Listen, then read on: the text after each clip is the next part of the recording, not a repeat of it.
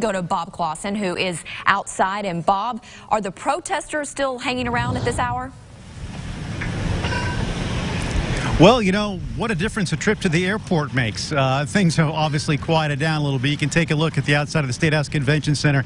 There are some folks for different reasons now hanging around. There are still some protesters that have been, they stayed until the vice president left. Some of them still around talking to folks who are passing by. But we had some video, I think, from earlier. There was a pretty large crowd out here, and they were obviously protesting Vice President Pence. They were protesting French Hill. Some, though, peppered in and out of the crowd, were a couple of supporters of the Trump administration and French Hill supporters. None of them getting vocal with one another, but everyone staying as vocal as possible to try to get folks who are driving by to kind of get their point of view. And as Jesse had mentioned, you know, there are a lot of folks out here who didn't get invited to the party on the inside.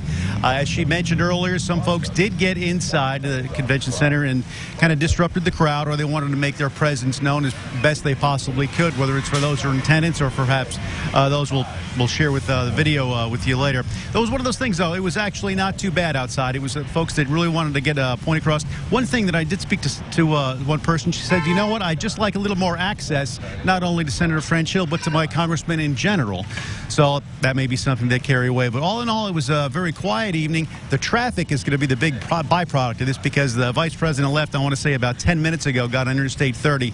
So on the way back to the airport, interstates are going to be shut down, and that's going to clog up a lot of the roadways. So if you're headed out or if you're waiting from someone who's on Interstate 30, perhaps anything headed to the airport, check iDrive Arkansas, because that's going to tell you just exactly what kind of delays we're looking at.